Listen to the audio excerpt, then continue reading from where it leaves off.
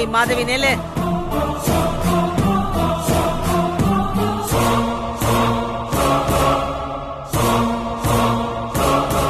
அந்த சாரதா ரொம்ப சீரியஸா ஹாஸ்பிட்டல்ல அட்மிட் ஆயிருக்காளாம். அத்தை என்னத்த சொல்றீங்க? எந்த ஹாஸ்பிட்டல்ல? ஆர்எம் ஹாஸ்பிட்டல்லையா?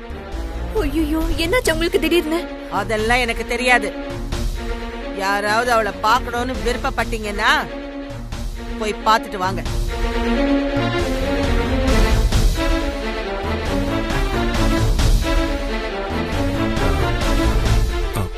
மாதவி, என்ன அம்மா இப்படி சொல்லிட்டு போறாங்க? சாரதா நல்லா தானே இருந்தா, திடீர்னு அவளுக்கு எப்படி உடம்பு சரியில்லாம போச்சு? தெரியலையேங்க. சரி மாதவி, நீ கிளம்பு, சீக்கிரம் போய் பார்த்துட்டு வந்துருவோம். சரிங்க. அத்தை,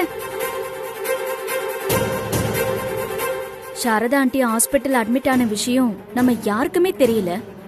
ஆனா பாட்டிக்கு மட்டும் எப்படி தெரிஞ்சது? தெரியலையேம்மா. ஒருவேளை அக்காக்கு உடம்பு சரியில்லாம போனதுக்கு இவங்க தான் காரணமா இருப்பாங்களோ? இருக்கலாம் அத்தை. ஏன்னா என் அக்கா கல்யாணத்தை எப்படியாவது நிறுத்தணும்னு இந்த பாட்டி தான் பிளான் பண்ணிக்கிட்டு இருக்காங்களே.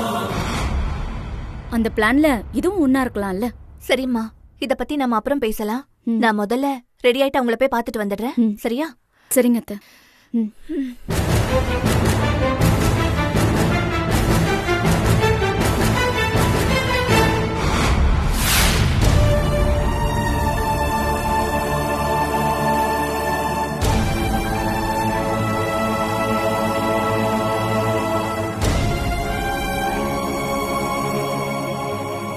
சித்து, ஃபீல் பண்ணாத சித்து. அத்தை ரொம்ப நல்லவங்க. கடவுள் நல்லவங்களை சோதிப்பாரு, ஆனா கைவிட மாட்டாருன்னு சொல்லுவாங்கல்ல. நம்பிக்கையோட இரு. அத்தை சீக்கிரமா குணமாயிடுவாங்க.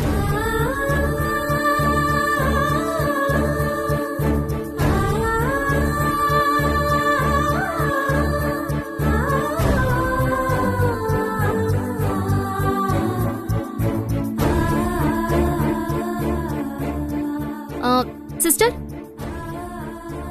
கொஞ்சம் இந்த மாஸ்க கழட்ட முடியுமா? எதுக்கு?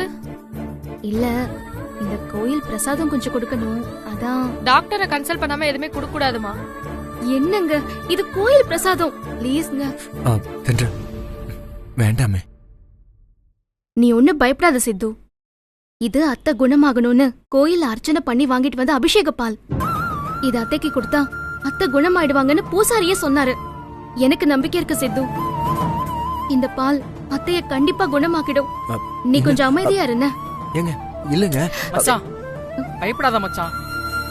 அதான் தென்றல் இவ்வளவு தூரம் சொல்றால, அபிஷேக பால் தான்டா, குடிக்கட்டுமே. சிஸ்டர், ப்ளீஸ் கொஞ்சம் ஹெல்ப் பண்ணுங்க.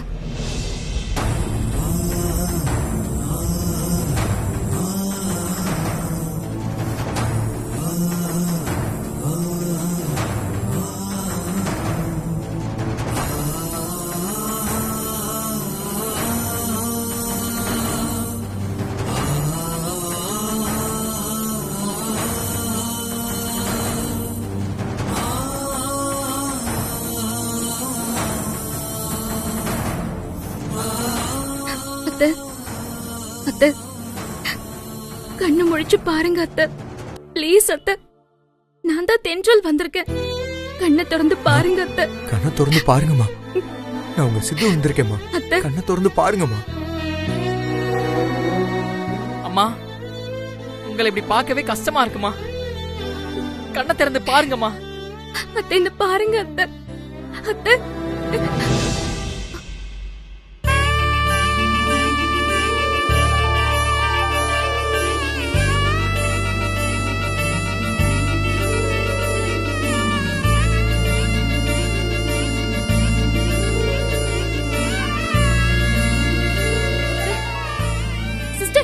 சிஸ்டர் இங்க வாங்கல. சிஸ்டர் சீக்கிரம் வாங்க. அத்தை, சிஸ்டர் என்னாச்சு? லைட்டா கண்ணு திறந்திருக்காங்க.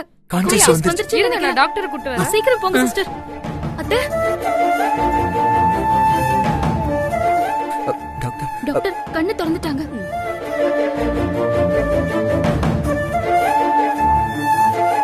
சாரதா, சாரதா,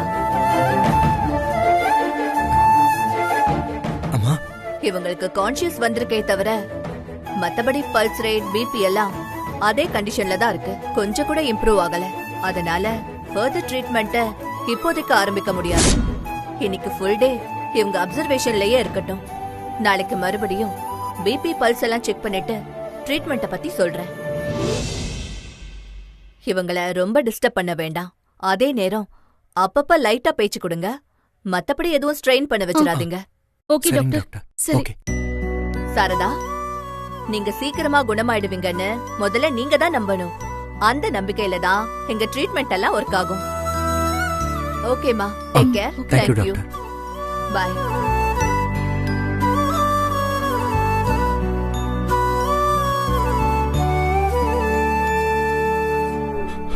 வாங்க சார். சாரதாம்மா அவங்க உள்ள தூங்கிட்டு இருக்காங்க சார்.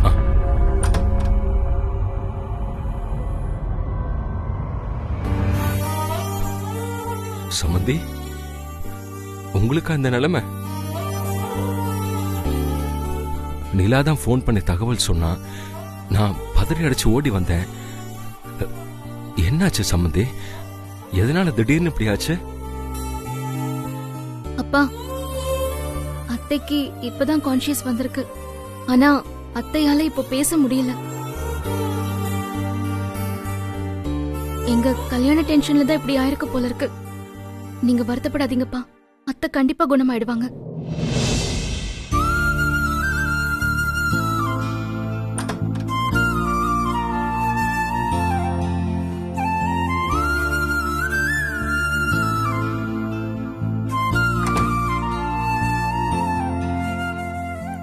அக்கா, இப்ப எப்படி இருக்குக்கா?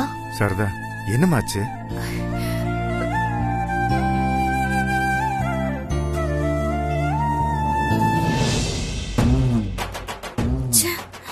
சாரதாவை பார்க்க இந்த ஆண்டாளம்மாவை வர சொல்லியிருந்தேன்.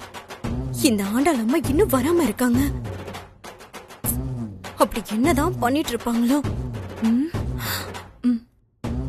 போன் பண்ணி கேக்கலாம். வேணாம், இங்க யாராவது பார்த்துட்டா வம்பாயிடும்.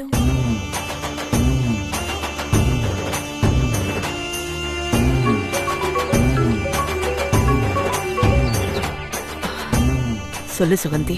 அம்மா, எங்கம்மா இருக்கீங்க? வீட்ல தான் இருக்கேன். ஏன் கேக்குற? என்னம்மா, இன்னும் நீங்க கிளம்பலையா? என்ன உளர்ற? நான் இப்போ அங்க வர்றேன்னு சொன்னேன். நீங்க தான் அட்ரஸ் எல்லாம் கேட்டீங்களேம்மா. சாரதா இருக்கிற ஹாஸ்பிட்டல் அட்ரஸ். கிளம்பி வரதுக்கு தானே அட்ரஸ் கேட்டீங்க. நான் அப்படி சொன்னேனா? நீயா அப்படி புரிஞ்சுகிட்டதுக்கு நான் என்ன பண்றது? அப்ப நீங்க வரலையா? நான் எதுக்கு இப்ப அங்க வரணும்? அம்மா, என்னம்மா இப்படி கேக்குறீங்க? தயவு செஞ்சு வாங்கம்மா இங்க. நீங்க வந்தாதான் எனக்கு கொஞ்சம் நிம்மதியா இருக்கும். இங்க பாருங்க, டெய்லியும் சாரதாவை பக்கம் எல்லாரும் வந்து வந்து போறாங்க. நீங்க மட்டும்தான் வரல. நீங்க வராம போயிட்டீங்கன்னு வச்சுக்கோங்களேன், எல்லாரும் உங்க மேல சந்தேகப்பட்டுருவாங்க. அதெல்லாம் ஒரு சந்தேகமும் வராது. வேணும்னா அந்த சாரதாவை எனக்கு வீடியோ கால்ல காட்டு. நான் இங்க இருந்தே பாத்துக்கிறேன். என்னது வீடியோ காலா? மா, என்னம்மா, எப்படிமா நாங்க வீடியோ கால் எல்லாம் பண்ண முடியும்? நான் உங்களுக்கு வீடியோ கால் பண்ணி சாரதாவை காட்டினா எனக்கும் உங்களுக்கு என்ன கனெக்ஷன் யோசிக்க மாட்டாங்களா? என்னடி பீதிய கலப்பற? பின்ன என்னம்மா, கிளம்பி வாங்கம்மா. நீங்க இங்க வந்தாதான் எனக்கு கொஞ்சம் நிம்மதியா இருக்கும். தயவு செஞ்சு கிளம்பி வாங்கம்மா, ப்ளீஸ். சரி சரி, புலம்பாத, வந்து தொலைக்கிறேன். இதுகிட்ட வந்து மாட்டிக்கிட்டோம்.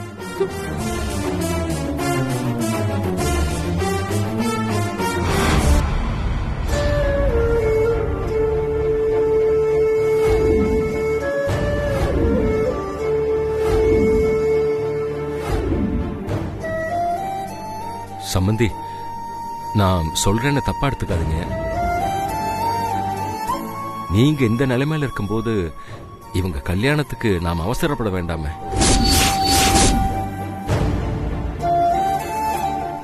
இவங்க கல்யாணத்தை நாம கொஞ்சம் தள்ளி போடுவோம். முதல்ல நீங்க முழுசா குணமாயிட்டு வாங்க. கல்யாணத்தை அடுத்த மாசம் கூட வச்சுக்கலாமே. இல்ல சம்பந்தி,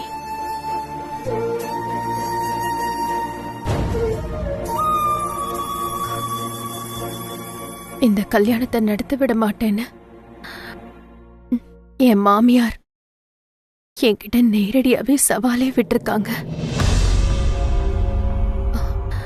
அவங்க கிட்ட நான் தோத்துடக்கூடாதுங்கிறதுக்காக மட்டும் இல்ல, என் பையன் வாழ்க்கையில நடக்க போற முதல் நல்ல காரியம் இது. அத நான் குறிச்ச தேதியில நடந்தே ஆகணும்னு நான் ரொம்ப ஆசைப்படுறேன். அதெல்லாம் ஓகேமா. ஆனா நீங்க இந்த நிலைமையில இருக்கும்போது எங்க 2 பேரோட கல்யாணம் ரொம்ப முக்கியமா. முதல்ல நீங்க குணமாகி வாங்க. மாமா சொல்ற மாதிரி கல்யாணத்தை அடுத்த மாசம் கூட வச்சுக்கலாம். ஆமா அத்தை, கல்யாணத்தை தள்ளி போட்டுடலாம்.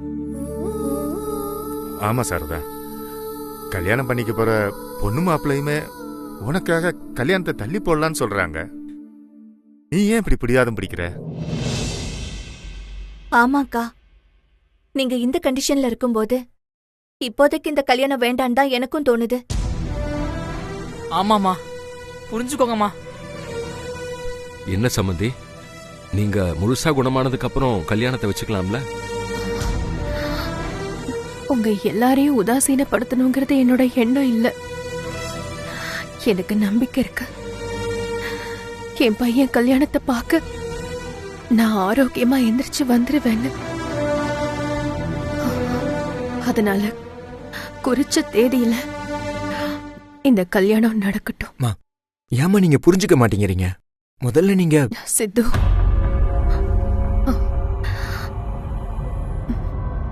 நான் நினைச்ச மாதிரி வர்ற 25ஆம் தேதி உங்க கல்யாணம் நடக்கலன்னா அது நான் செத்ததுக்கு சமம். அத்தை, அதுக்கப்புறம் நான் உயிரோட இருந்தும் பிரயோஜனமே இல்லை.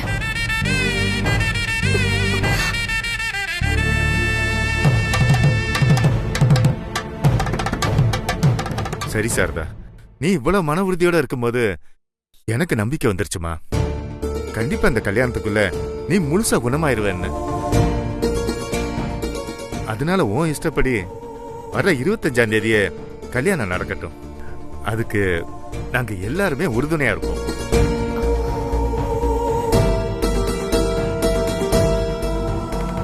ஆமாக்கா, நீங்க ரொம்ப நல்லவங்க. நல்லவங்க ஆசைய கடவுள் கண்டிப்பா நிறைவேற்றி வைப்பாரு. அதனால உங்க ஆசைப்படி கல்யாணத்துக்கு முன்னாடியே கடவுள் உங்களையும் குணப்படுத்திடுவாரு. சித்து தென்றலோட கல்யாணத்தையும் நீங்க ஆசைப்பட்ட தேதியிலேயே நடத்தி வைப்பாரு.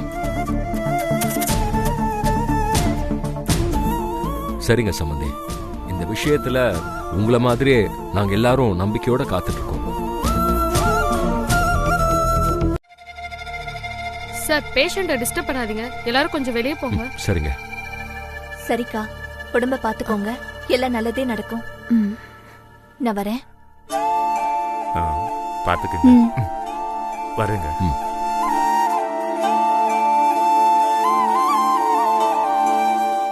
அப்பா, நாங்க பாத்துக்கிறோம், நீங்க வீட்டுக்கு போங்கப்பா. நான் வெளில வெயிட் பண்றேன்.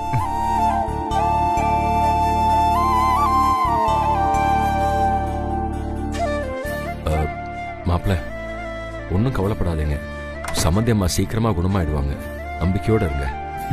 எதுவா இருந்தாலும் கால் பண்ணுங்க. சரி மாமா. சரிம்மா, பாத்துக்கோ. சரிப்பா, வரேன் தம்பி. வாங்க சார். வரேன்.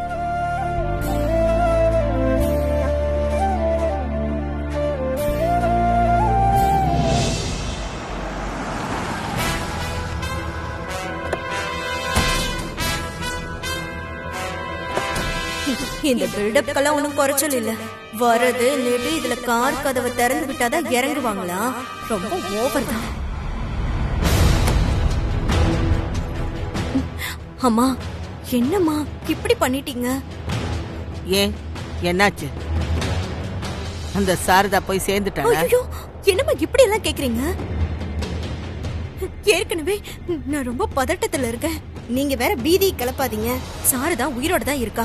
அப்புறம் எதுக்குடி தேவையில்லாம பயந்துகிட்டு இருக்க? இல்லம்மா, நாம கொடுத்த மருந்தாலதான் சாரதா இப்படி இருக்கான்னு டாக்டருக்கு தெரிஞ்சு போச்சுன்னா அதாம்மா ரொம்ப பயமா இருக்கு. எதை வச்சு நீ இப்படி எல்லாம் பயப்படுற? டாக்டருங்க சாரதாவோட லேப் ரிப்போர்ட்ட பார்த்துட்டு அவ பிளட்ல நச்சுத்தன்மை கலந்திருக்குன்னு டாக்டருங்க சொல்லிட்டாங்க. அதுக்கப்புறமா தான் ஃபுட் பாய்சனா இருக்கவும் சான்ஸ் இருக்குன்னு சொன்னாங்க. அப்புறம் என்ன, எதுக்கு நீ தேவையில்லாம பயப்படுற? தனியார் ஹாஸ்பிட்டல்ல இப்படித்தான் காசு புடுங்கறதுக்காக இந்த மாதிரி ஏதாவது சொல்லி பயமுறுத்துவாங்க. மத்தபடி அவங்களால உண்மையான காரணத்தை எதுவும் கண்டுபிடிக்க முடியாது. அதனால நீ அனாவசியமா பதட்டப்பட்டு எங்க அப்ப குதிரைக்குள்ள இல்லைன்னு நீயே காட்டி கொடுத்துறாத, சரியா? சரி, சாரதா எந்த வார்டுல இருக்கான்னு சொன்ன? ஐசியூல இருக்காங்கம்மா. உள்ள நேரா போய் வலது பக்கம் திரும்பினா 3வது வார்டு. என்னடி இங்க இருந்தே ரூட் சொல்லிக்கிட்டு இருக்க? நீயும் என் கூட வா. நானா? மா, நான் உங்க கூட வரத யாராவது பார்த்தாங்கன்னு வச்சுக்கோங்களேன், நான் மாட்டிப்பேன். அதோட என் கதை முடிஞ்சிரும். நீங்க மட்டும் போங்க, நான் பின்னாடி வரேன். என்ன பேசுற நீ? என்கிட்ட அந்த சாரதாவோ தென்றலோ நான் யார் சொல்லி இங்க வந்தேன்னு கேட்டா நான் என்ன பதில் சொல்லுவேன்னு நீ நினைக்கிற? என்ன பேர் சொல்லுவீங்க? எனக்கு நீதான் போன் பண்ணி தகவல் சொன்னேன்னு சொல்ல போற. அம்மா, ஐயோ அப்படியெல்லாம் சொல்லிடாதீங்கம்மா, அதோட என் ஜோலி முடிஞ்சிரும். ஏன் இப்படி சின்ன பிள்ளை மாதிரி பயந்துகிட்டு இருக்க? ஏற்கனவே அந்த தென்றல் நாம தனியா சந்திச்சத பார்த்துட்டு சாரதா கிட்ட சொல்லி கொடுத்திருக்கா. அதையே நீ சாமர்த்தியமா, நீயும் நானும் ஒரே ஊருதான், அதனாலதான் யதார்த்தமா சந்திச்சோன்னு சொல்லி சமாளிக்கலையா? அதே மாதிரி இதையே சமாளிக்கலாம். அது வேறமா, இது வேற. எப்படி? என் வீட்ல உனக்கு என்னோட போன் நம்பர் மட்டும்தான் தெரியும். அதனால ஒரு அக்கறையில மருமகளை ஹாஸ்பிட்டல்ல சேர்த்திருக்கிற விஷயத்த மாமியாருங்கிற முறையில நீ எனக்கு போன் பண்ணி தெரியப்படுத்தினேன்னு சொல்லிக்கலாம். அது கூட அவங்களா கேட்டாதான். பேசாம என் கூட வா. இல்லம்மா, நான் வரலம்மா, நீங்க போயிட்டு வாங்க. இங்கே இருக்க. இப்ப நீ என் கூட வரலன்னா கைய பிடிச்சி தரன்னு இழுத்துக்கிட்டு போயிடுவேன். வா. நானே வரேம்மா, போங்க. கடவுளே, இந்த அம்மா கிட்ட மாட்டிட்டு முழிக்க.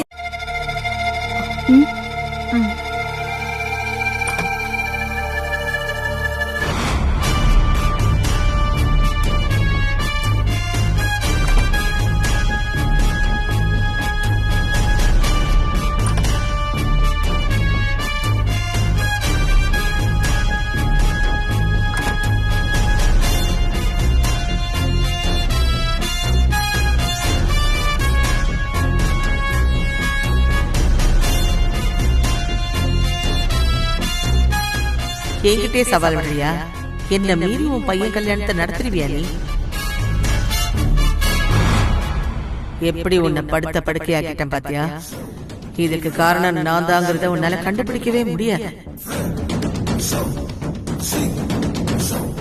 அம்மா, நீங்களும் சாரதாக்கு உடம்பு சரியில்லைன்னு கேள்விப்பட்டு இவ்ளோ தூரம் கிளம்பி வந்திருக்கீங்களேன்னு சந்தோஷப்பட்டேன்.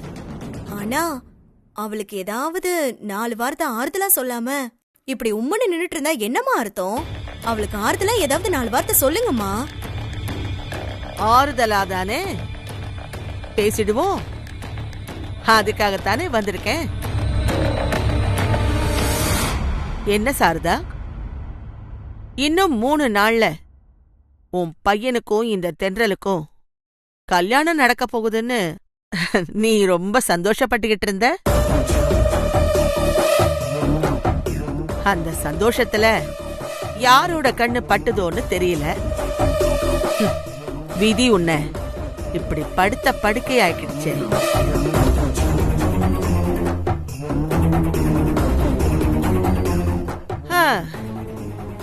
உனக்கு இப்படியெல்லாம் நடக்கும்னு தெரியாம நான் வேற உன்கிட்ட தேவையில்லாம கல்யாணத்தை நிறுத்தி காட்டுறேன்னு சவாலெல்லாம் வேற விட்டுட்ட.